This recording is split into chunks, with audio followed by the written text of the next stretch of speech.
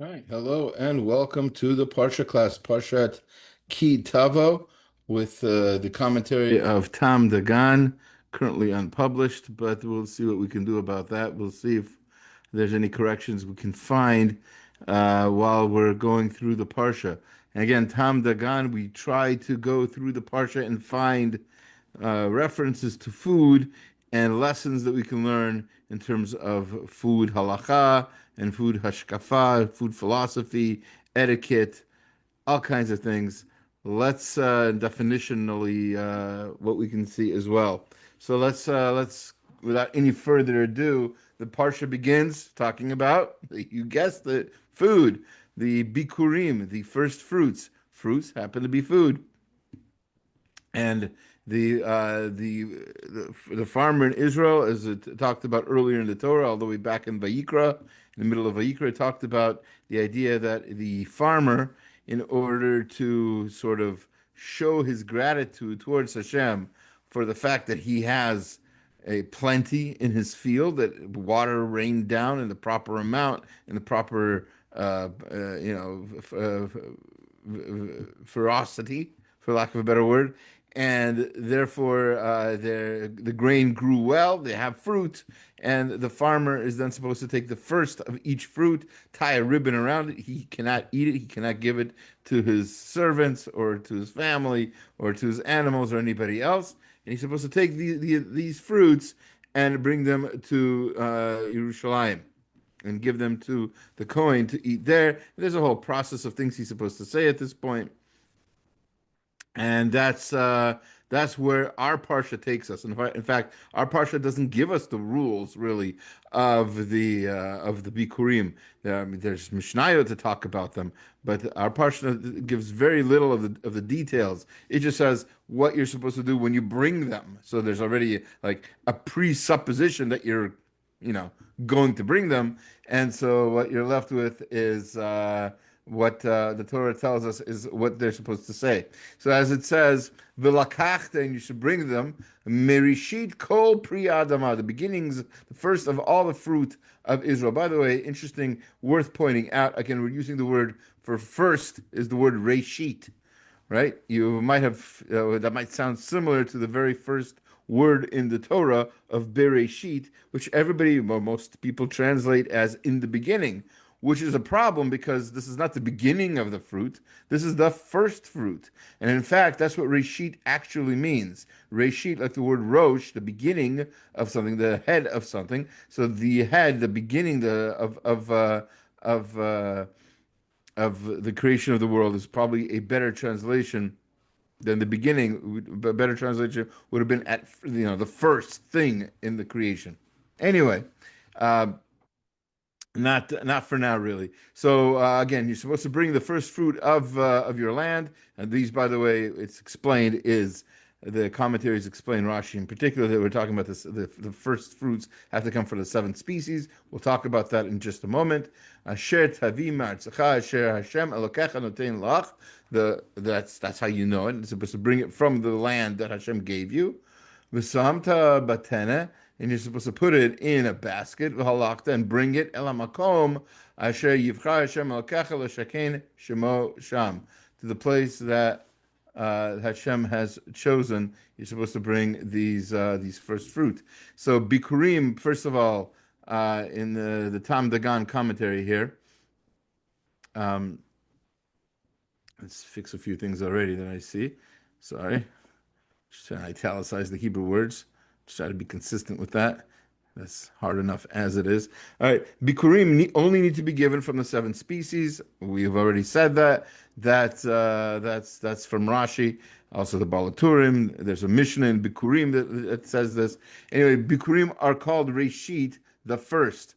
Right? The Midrash says that the mitzvah to bring the first fruits is worthy of being reason enough for Hashem to create the world. That's the connection. In fact, that's a Midrash early on in the Torah. One of the first Rashi commentaries is that the mitzvot that we do is the reason why the world is created. That's why Bereshit, in the beginning, isn't really the beginning. Bereshit really means in the merit of this, in the merit of this reshit, the merit of this reshit of there are several things in the Torah called reshit, but this is one of them. Again, the first of something, the first fruits. All right, so the Midrash says that this is worthy enough for Hashem to create the world. Alshik explains why. What's the connection? This one mitzvah, not tefillin, not candle lighting. That's a rabbinic mitzvah. Anyway, not fasting in Yom Kippur. This mitzvah is worth everything. Why? Says the Alshik, because the only thing we can give Hashem, He has everything. What can we give Him? Gratitude. And this mitzvah is us showing gratitude for what we have. And that's exactly worthy enough reason to create the world. That is our purpose in this world, and therefore worthy of making the world. Although the Torah does not set an amount of first fruit that the farmer must bring, the rabbis in the Talmud, in the Mishnah, actually in Peah, the beginning of Peah, did set it at 1/60th of his produce. So that's the halacha, is brought down in Mishnah Torah by the Rambam. So it's 1/60th of the produce is how much you should bring for bikurim, and that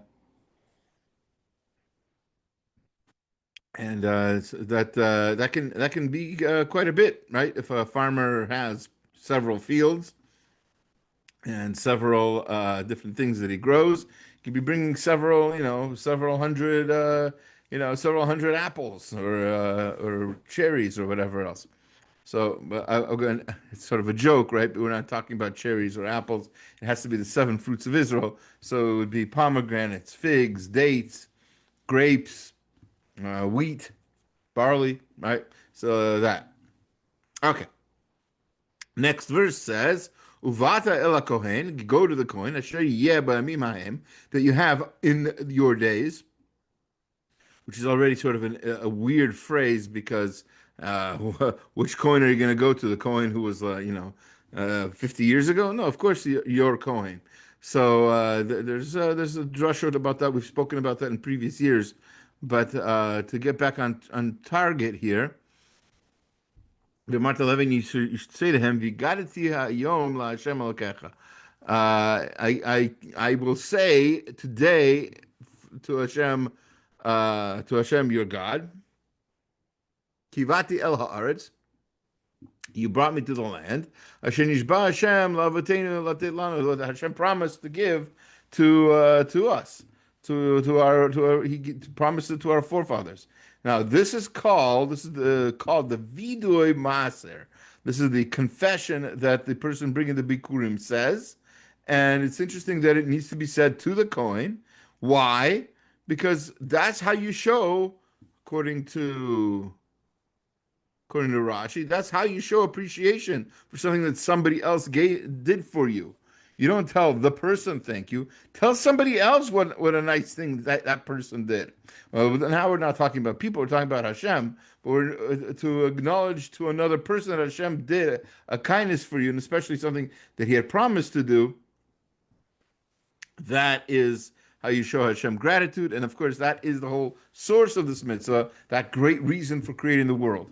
This teaches the lesson that the fruit you bring comes from Hashem, not your own effort. That's, again, a common theme throughout the Torah, is that our human efforts pale in comparison to what Hashem does. We just do, we doodly do what we're asked to do, and really the success is brought by Hashem. Next verse. I'm just flying here. Bika Kohen Batena, and the Kohen takes this basket that you brought with your first fruit in it, into his hands, and he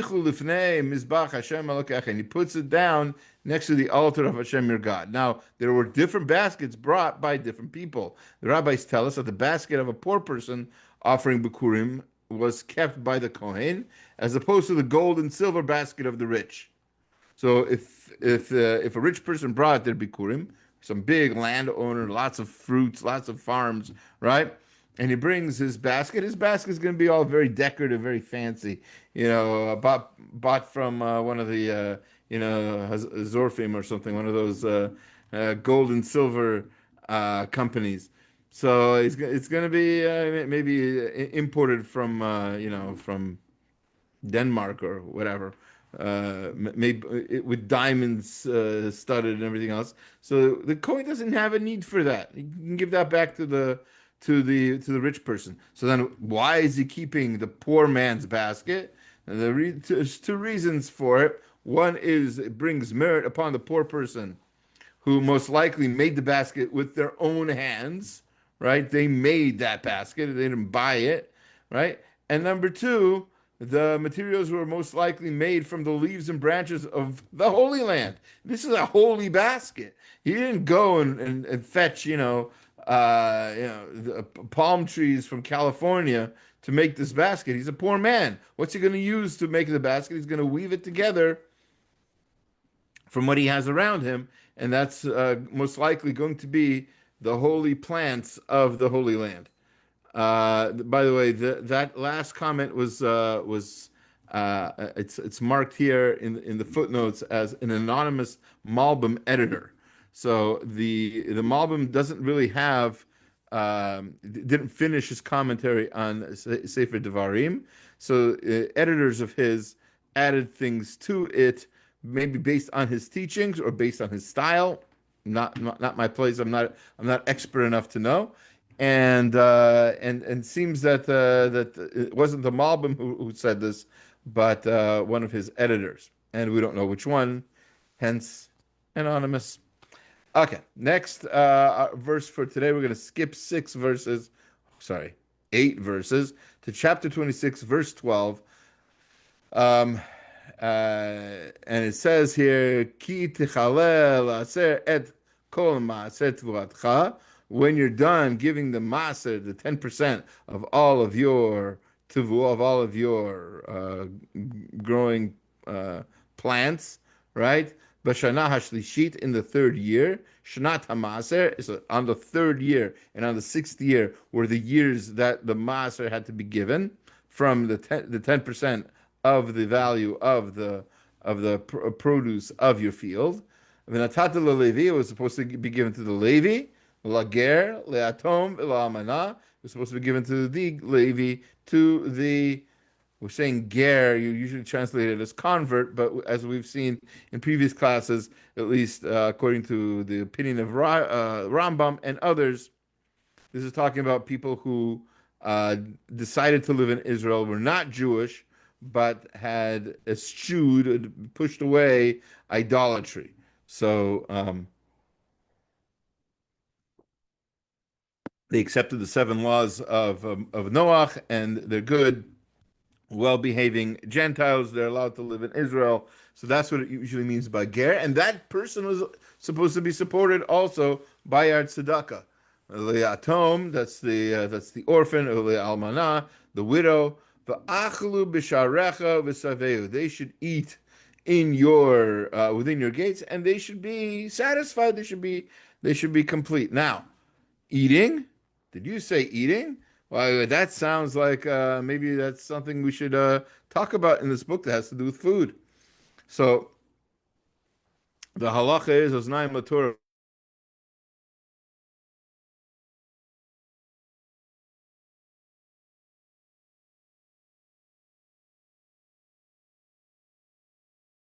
Sure that they have what they need. That's when we can say that we are ready for ourselves to enjoy this, whatever it is. In the case, for example, brought down in halacha in terms of our celebration, our simcha of Yom Tov.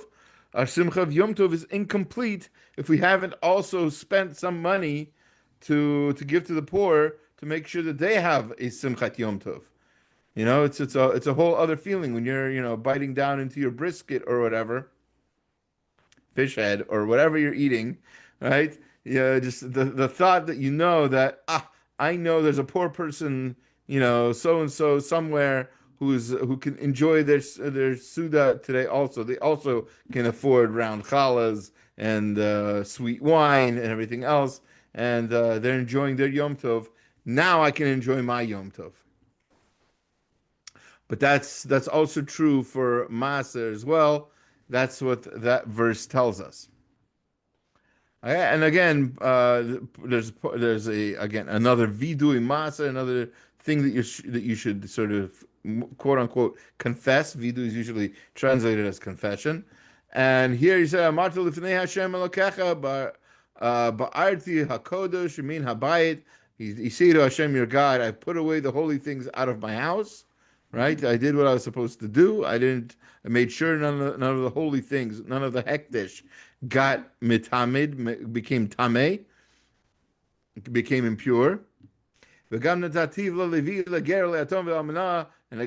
same litany of people, the Levi, this convert, quote unquote, the orphan, the widow, all of them I had provided for them. All your mitzvah, asher tzivitani, everything that you command me to do. Lo avarti mitzvatecha, v'lo shachachti. I did not transgress, no avarti from the word avera, right? I did not go over. I did not transgress any of your prohibitions, any of your mitzvot. V'lo shachachti, and I didn't forget them. So the commentary here says, when the person confessing says, I have not forgotten, what does that mean? Like, what could you possibly have forgotten? So according to, just let's see real quick. Yeah, that's Rav Label Eiger, the son of Rabbi Akiva Eiger, who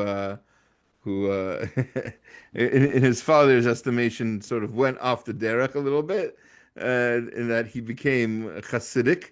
When Rav Akiva Eiger was strictly Orthodox, very Litvish, if you could say that, maybe more misnagid, I guess, a challenger to the Hasidic movement. So when his son became Hasidic, there was some conflict there in the family. But that's not for now. But anyway, this idea comes from him. He says, what does it mean that he had not forgotten? It means he did not forget to say the necessary brachot on the foods he'd eaten. Again, we have food popping up in random places in the Parsha, just as we did last week. Right, we were learning about divorce and all kinds of other things, and all of a sudden we're learning about food. What does food have to do with divorce? It turns out that there's an opinion, the yeshiva of Hillel, that if a woman intentionally ruins her husband's food, then it might be a good idea for them to be divorced. All right. Again, if that's intentional, according to Rav Hirsch, etc. Anyway, but that was last week. That was just a quick reminder of last week. So anyway, again, we have here that if it is, after all, impossible that our forebears didn't say something in gratitude to Hashem for their bounty. Again, just like in the beginning of the Parsha, where there's this idea that you bring your first fruits to show Hashem and to admit to someone else how grateful you are to Hashem, that carries on into our world, where we say brachot to show Hashem our gratitude. And ideally, too, we make our brachot publicly, so somebody can say amen. Again, because that's the ideal way to show Hashem gratitude, is to tell other people that you recognize that Hashem has provided you with what you have. Okay, the verse continues. Next verse, I think it's the next verse. It is. Next verse continues. Lo achalti ba'oni memenu. I did not eat this in my mourning. Right? Not mourning as in daytime. Mourning as with a U. Right? mourn. Right? To mourn, to be sad about something. So we know that, as we'll see in a moment, there's the onain is supposed to be limited in what the onain eats. So there's certain foods. We'll talk about that in just a moment. Anyway, but this food should not. This is hektish, and an onain should not be eating hektish, holy food. Neither have I put it away, any of it, being unclean, nor given from it for the dead. I have listened to the voice of Hashem, my God. I have done according to all that you have commanded me. Hast commanded me, otherwise known as have commanded me. Modern speech. Right? Lo achalti v'oni menu v'lo ba'alti menu Betame lo natati mimenu lameit. Right, didn't give it to the dead. V'shamati b'kol Hashem Elokai. I listened to Hashem, my God. Asiti b'kol asher tzivitani. And I did everything that you commanded me. So these foods designated as hektish may not be eaten by a mourner, as we said, in the stage of aninus. So to be an onain, and not just any kind of mourner, but in that's somebody's an onain for the time that it takes between the relative's death and the burial. So in that time, the mourners, the direct relatives, are in aninut. They are mourning, and therefore, as the Ramban and Rashi says it earlier in Vayikra, points out that these foods cannot be eaten by them. It was customary in the past, sort of unrelated to this particular halacha, but in general, when it comes to you don't want the mourners to starve, so it's actually customary in the past to serve particularly delicious foods at the meal following aninus. I should probably spell that right. Not animus. To pacify the mourner, right? To make the mourner feel better. That's to Gemara in Shabbat 136a. So Rav Dimi Bar Yosef was criticized by his father for eating such a mourner's meal after the death of his non-viable child, right? So you're not really technically supposed to be in aninus in that tragic situation. And it's worth pointing out, as the Perush does here, that such an exchange should not be viewed as insensitive, because great people should always consider the motivation of their actions, even in such delicate times. So Rav Dimi Bar Yosef, yes, he lost the son, and it's his son, Rav Yosef, is criticizing him here. So it might seem insensitive, but you have to understand who these people are. They're not, they're not us, who we break at the smallest critique, right? So he was a great person, Rav Dimi Bar Yosef, and he was able to handle the rebuke of his father, because what he's really being rebuked for is not being present, not realizing what he's doing, right? So he should not have been eating that kind of a meal in that situation. And no matter how sad he was, he can't create halachas for himself. Next verse. Wow, we're a lot of verses here in order. We have finally skipping in the next one. But hashkifa mimon kashecha min hashamayim. Hashkifa is a beautiful phrase. It means to look down. Hashem is looking down from his holy abode. So we're talking to Hashem, please look down from your holy abode. Min hashamayim, in the heavens. Uvarech et amcha Yisrael, et amcha et Yisrael. You should bless your people, your nation Israel. Ve'et ha'adama, and the land. Asher natata lana, that you gave to us. Asher nishbata lavatenu, the one that you promised to our forefathers. Eretz zavat chalav udvash, the land flowing with milk and honey. All right, so let's. That's the verse. What does that have to do with food? So hashkifa, this looking down, actually has a negative connotation of Hashem being disappointed in us. So says a midrash that I don't know the source for. This is appropriate. One moment.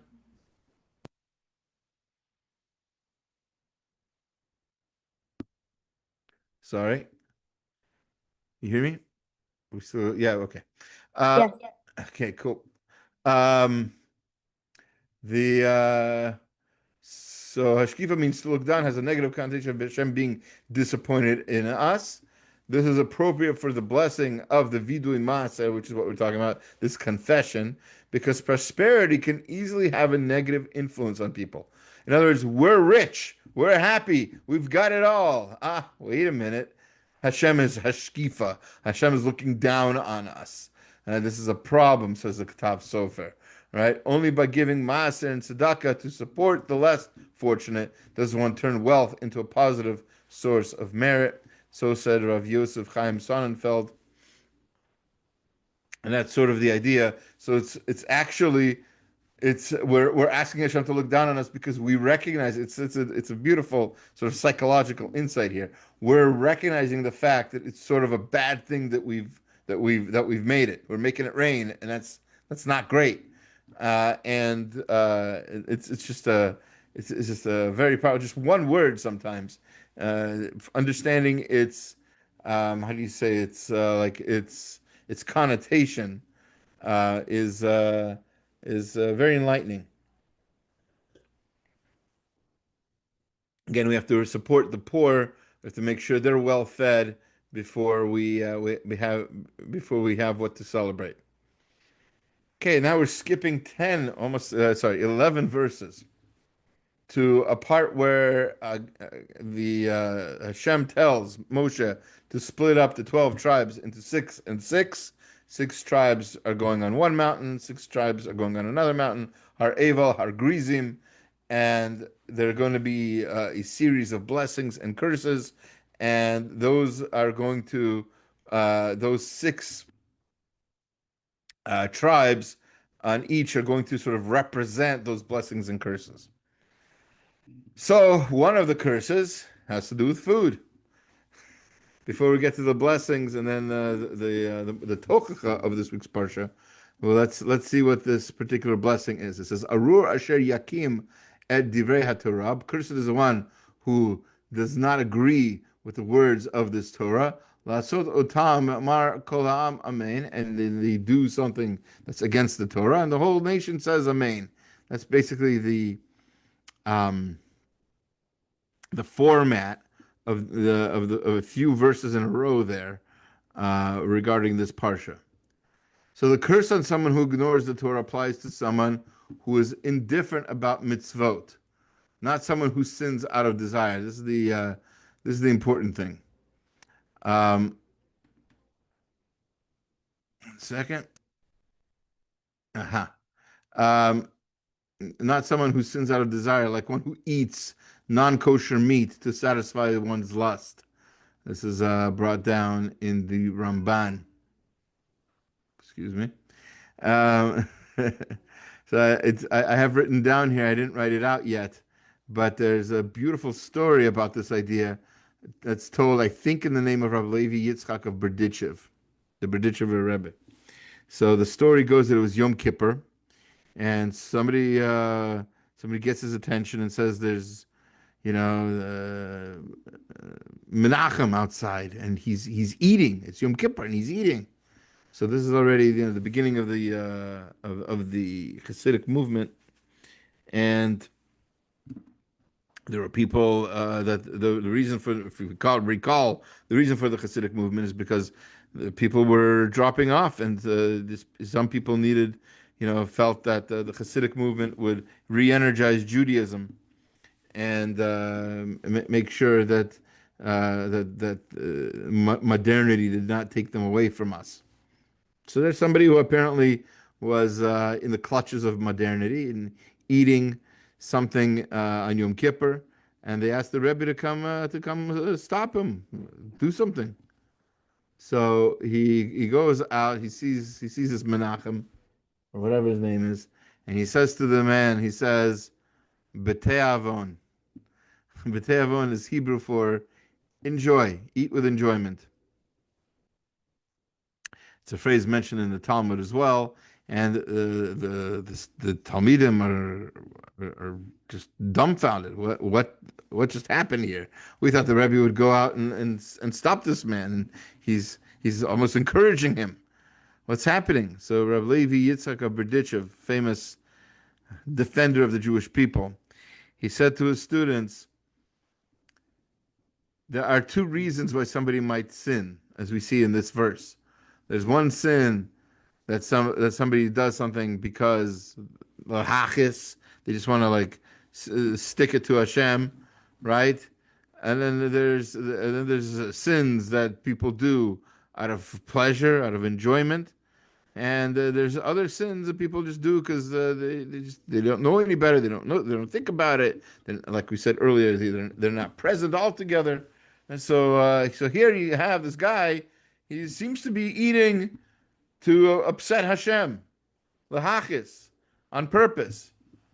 So I don't know if I have the ability to convince him to stop eating on Yom Kippur, but I think I can at least convince him to eat it with pleasure.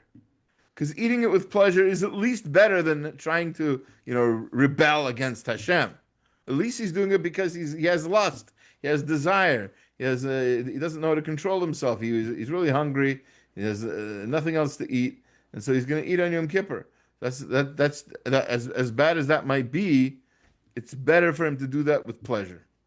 I think that's how the story goes. It's a beautiful story, and it really fits in with this idea in the Parsha. All right, we skip to chapter 8. This is already at the brink of the Tochacha. Now, in this week, those of you who go to shul, I hope everybody goes to shul, but those of you who go to shul on a weekly basis get to fulfill the rabbinic injunction to listen to the Torah reading once a week. But there's people who listen to the Torah reading this week actually fulfill two rabbinic injunctions. One is to hear the Torah reading, and the other one is to hear the tochacha, to hear the rebuke that you're supposed to hear the week before Rosh Hashanah. So here we are, a week and a half before Rosh Hashanah, and we're going to hear, God willing, the tochacha, the rebuke. But right before the rebuke, there's a list of blessings. Blessed are you in the field, blessed are you in here, whatever.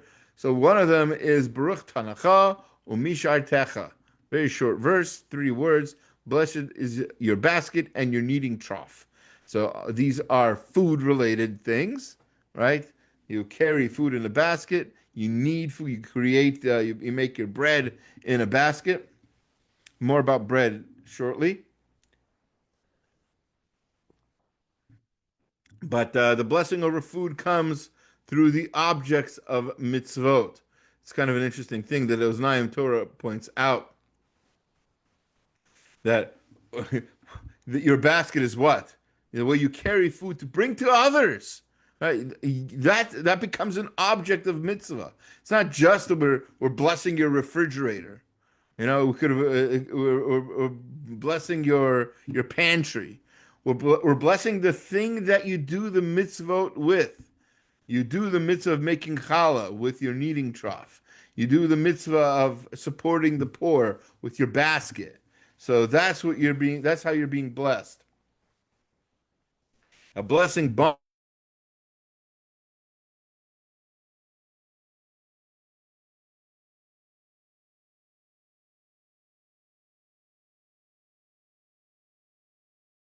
leaving. This is halacha. We have a halacha even today that you're supposed to leave over some bread on the table after a meal. When you say Birkat HaMazon, you should have bread on the table, etc. And that's actually from a Gemara in Tanit 8b, brought here in the Parsha by the Baal HaTurim. Okay, 10 verses later, and we are in the curses. And we're going to be, I think the rest of the class will pretty much be on this topic until we get to the bread. And then, got a lot to say about bread and bakeries. Okay. Arur pri bitnecha pri admatcha shagar alafecha v'ashtarut tzonecha. Cursed, Arur. Cursed shall be the fruit of your body, the fruit of your land, the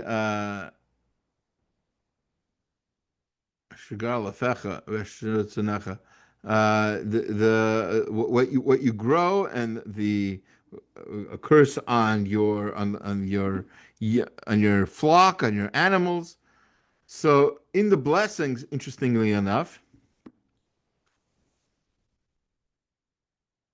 the children are mentioned before food and possessions, as they are obviously the greater blessing. We want to bless somebody to continue their people, continue their family, continue their Torah through the next generation, etc. In the curses, however, what do you see here? Food is mentioned first. Rur pri bitnecha pri admatcha. Food is mentioned first, since out of kindness, Hashem punishes people not through their children first, but through their property first, right? And the belief that Hashem provides us with our needs is necessary for increasing our families.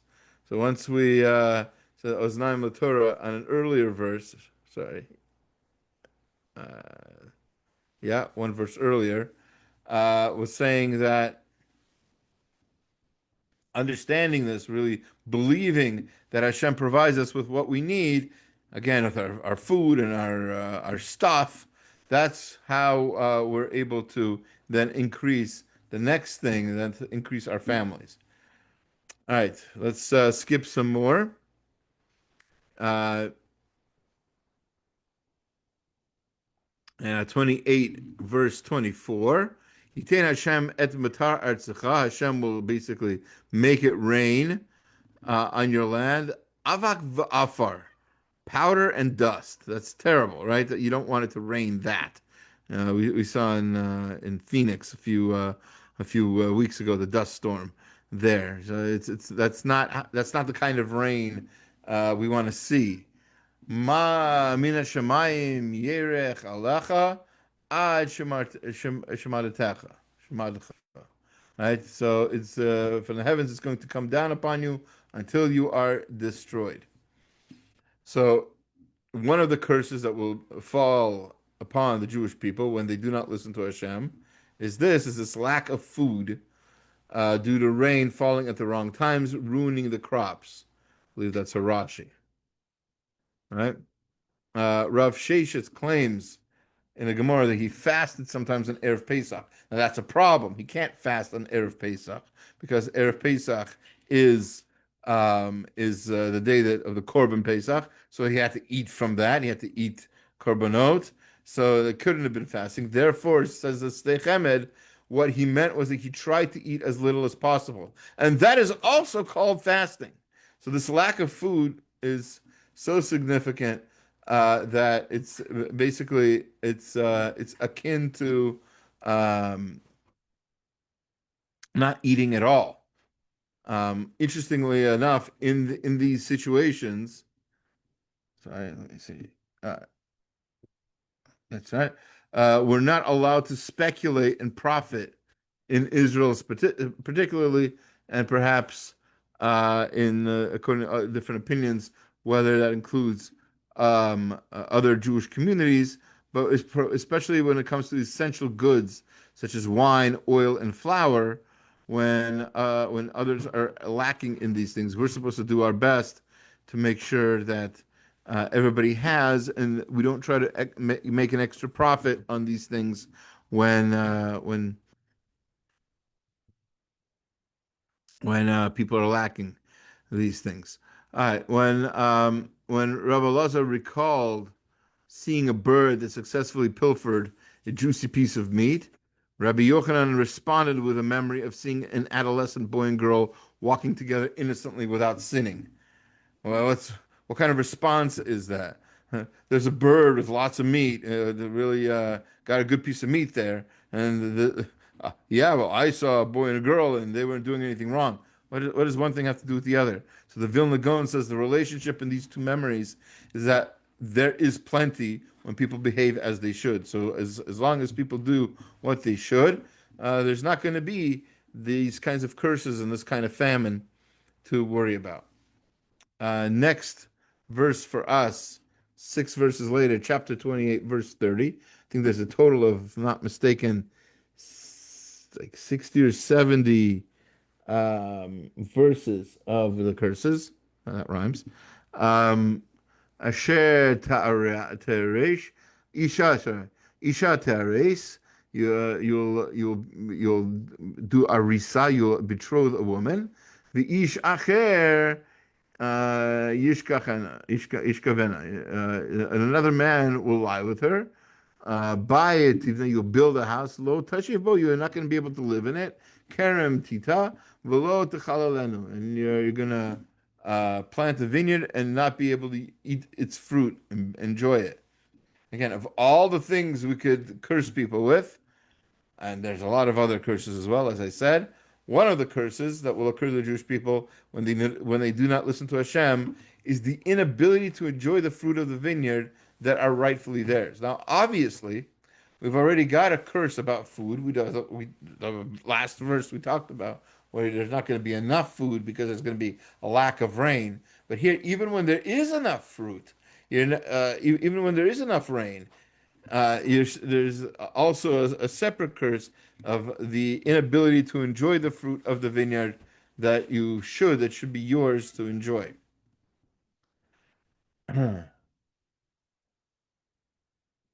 We go forward, skip another 18 verses, chapter 28, verse 48.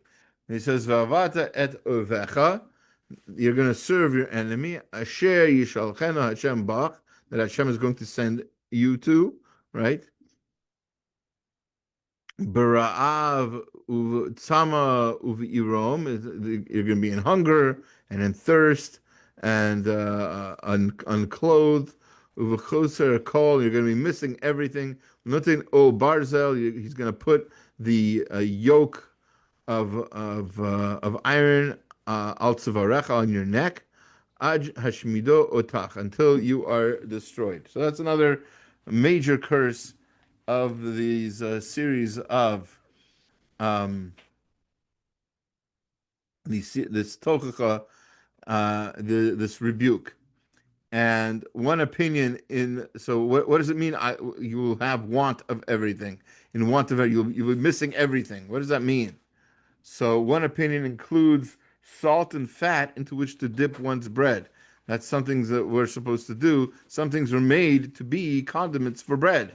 These are and we don't want to live a life. Well, not we don't want to, but sometimes we're forced to live a life without basic, simple pleasures like this. And that's not what the world was created for. We were created, and the world was created for us to enjoy and for us to have good food to dip our bread into or whatever, as the metaphor goes. And the sages consider it foolish to eat porridge with bread for the same reason as eating bread with bread. It's like you're basically not enjoying. Not enjoying the plenty and the variety that Hashem has given us.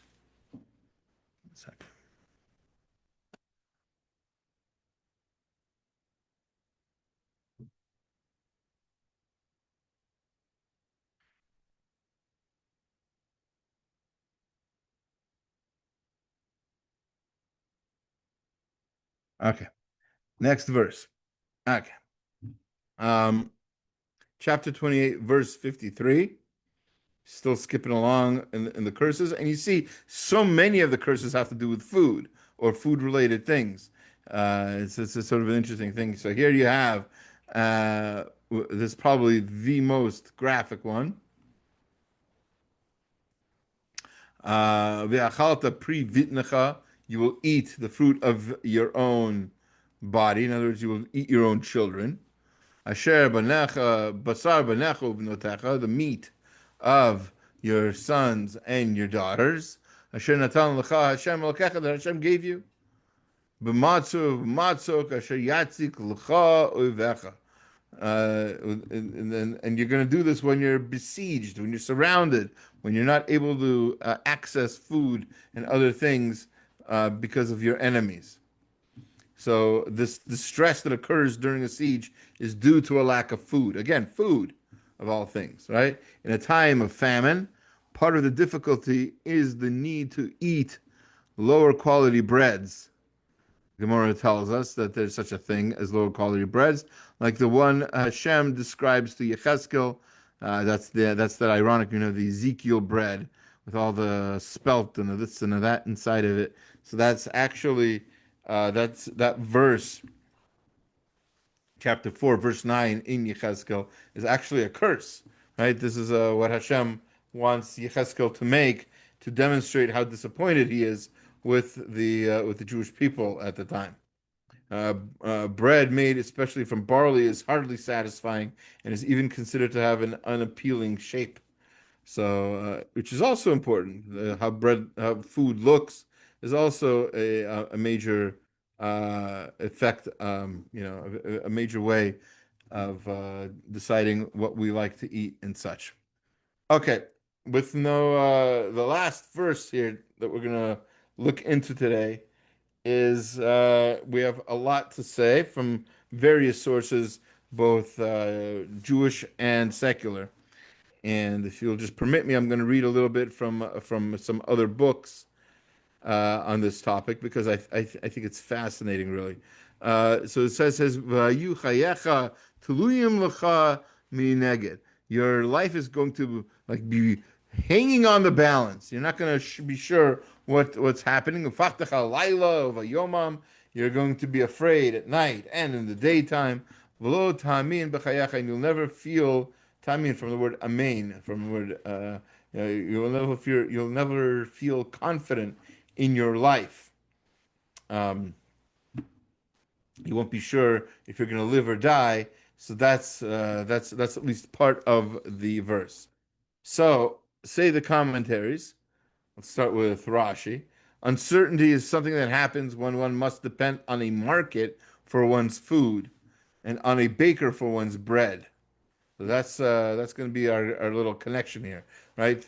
In a society where people have their own property, people can grow their own grain, bake their own bread.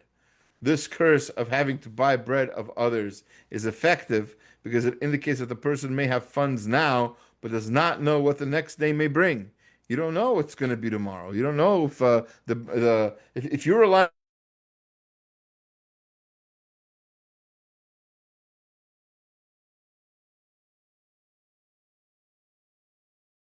on somebody else's bread, you don't know if that store is going to be open tomorrow. You don't know if they're going to sell out. And that's what makes, at least part of what makes this curse so powerful.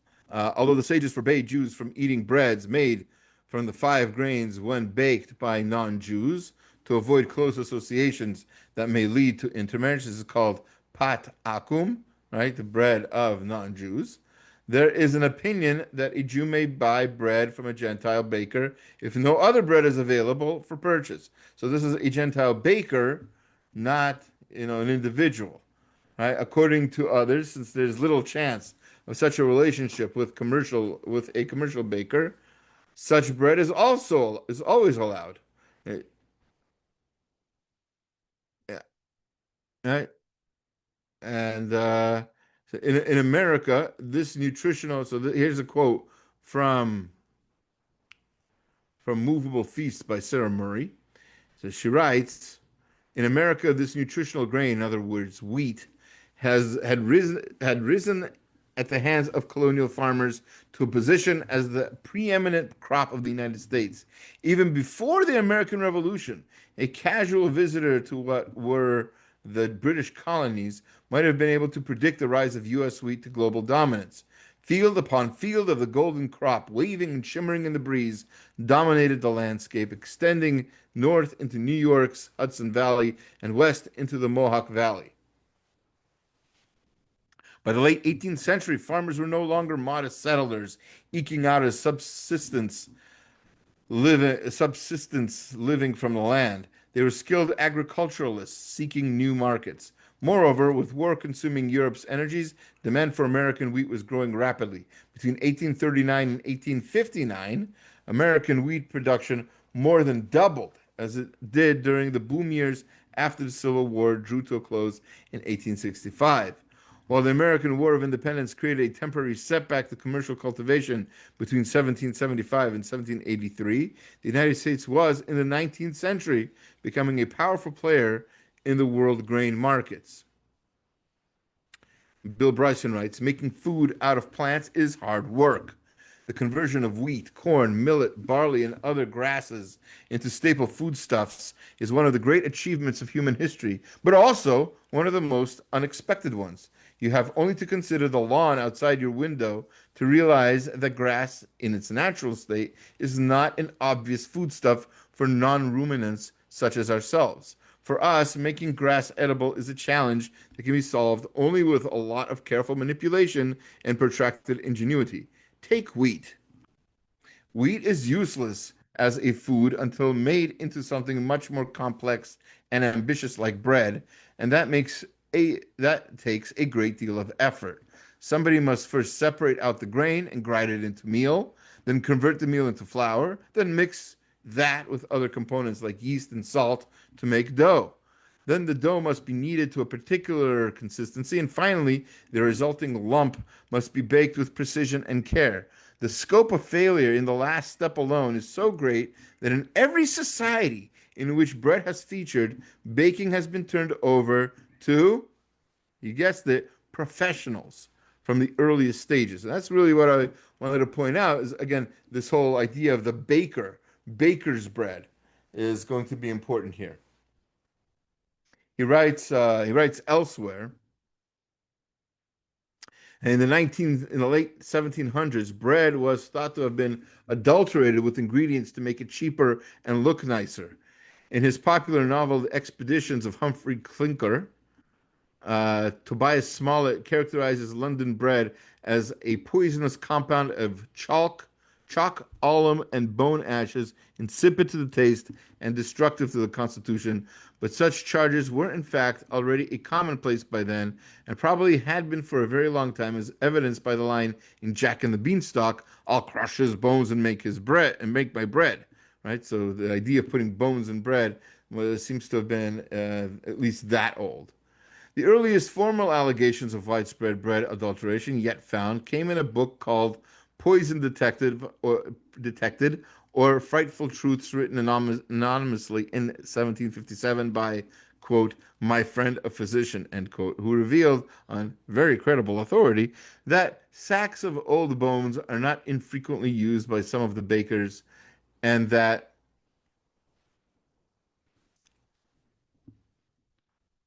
the charnel houses of the dead are raked to add filthiness to the food of the living.